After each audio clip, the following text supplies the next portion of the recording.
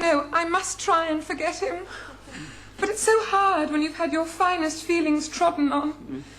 It's times like this, Mr. Rigsby, when I envy the simple amoeba. Ah, the amoeba, Michelle. Yes. When they want to reproduce, they just wander off and split themselves into two. I know it doesn't sound very romantic, but at least it would make life less complicated. Don't you agree, Mr. Rigsby? Not giving it a great deal of thought, Miss Jones. Certainly put the lid on Marjorie Proofs.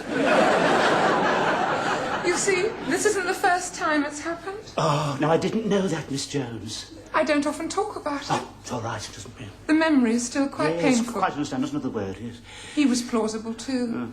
So sensitive and charming, until he saw the wedding presents and something seemed to snap.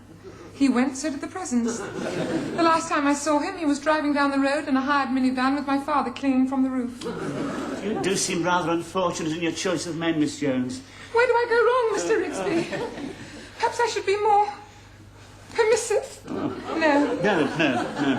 No, you're an example to us all, Miss Jones. Someone to look up to. You're a tower of strength, Mr. Rigsby. Oh, sorry.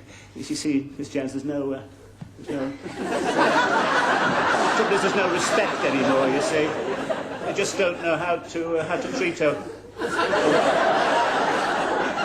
treat a woman of your refinement. I consider it a great privilege if you'd allow me to help you pick up the pieces.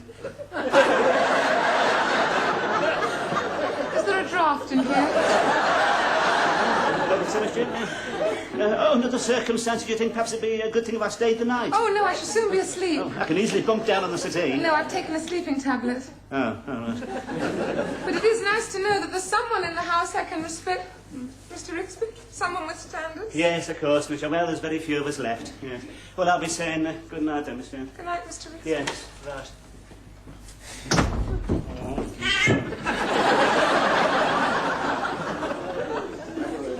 My God. Well, what's the matter? You know what's the matter? It was a disaster and it was your fault. I don't know what you're talking about. I thought it was going to be 3 vodkas, a few packets of cheese and onion crisps and Geronimo. Oh, well, I hadn't met them then. I mean, they seemed too sophisticated for that. And they were interested. Interested? They were mesmerized. And when we got back to the flat and they said, what should we do? And you suggested Scrabble. What about all those 4-letter words, eh? I could have led to something. Well, it didn't tonight. They couldn't wait for us to go. And I don't blame them. Look, perhaps I should have told you, Philip. I don't usually try anything on the first date. On the first date? You mean you get a second? And you went this time. All right, I'm sorry. You're frightened of women, aren't you? No. You've never really known a woman, have you? Not intimately. No. Then why do you tell so many lies? Well, you know what they say about students. Just didn't want to get a bad name, that's all. It's nothing to be ashamed of. Oh, it's all right for you. You've got 10 wives. Nobody can question your experience. How old were you when you first? Oh, it was all part of my initiation. Went with the tribal marks on my 14th birthday. Your 14th birthday? All I got was a bike. Don't worry about it. You're going through a phase. You're just a little immature, that's all. I'm not immature. Am I?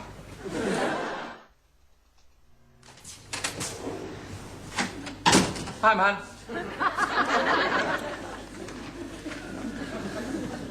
Hey, did you have a good time last night? Oh, yeah, very good, very successful.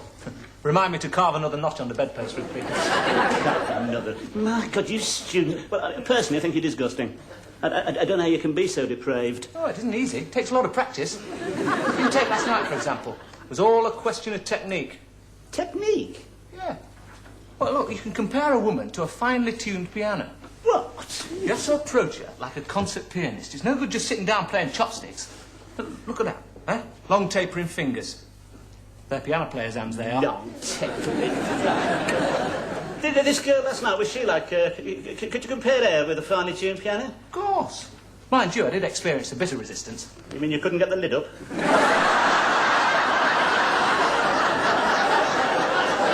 Look, That's where technique comes in, you see. What I did was, I looked deep into her eyes, told her she was a woman. The woman. Woman, the eternal mystery. Then I whispered a few French phrases in her ear. A few French phrases? Yeah, I always gets them going. What happened then? Well, at first I could see she was a bit cool, you know, but then after a while I started having some effect, see? She started polishing her glasses in an agitated manner. She began to shake like an aspen leaf. The Scrabble board fell to the floor. And then the old sea started crashing on the rocks. Chimneys started falling down. There were coloured lights. And there, in the background, Tchaikovsky. He was there as well, was it? But you know what I mean? Yes, all right, yes. Do you reckon any of this would work with Miss Jones? Of course it would. I'm not so sure. She's a bit depressed at the moment. Don't think she's in the mood for factory chimneys. She's just been let down by some bloke. Well, you could restore her faith in men, Rigsby. Oh, yeah. There's only one snag there. Happened to be married, don't I?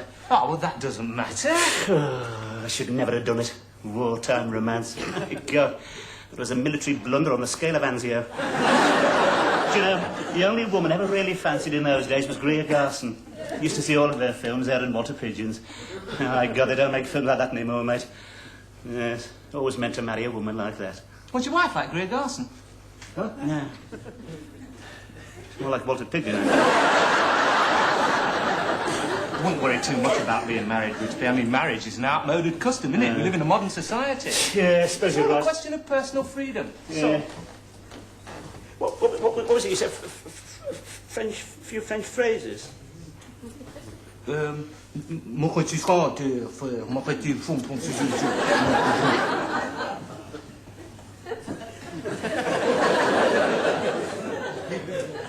Or, promenade avec moi ce soir, Miss Jones. What?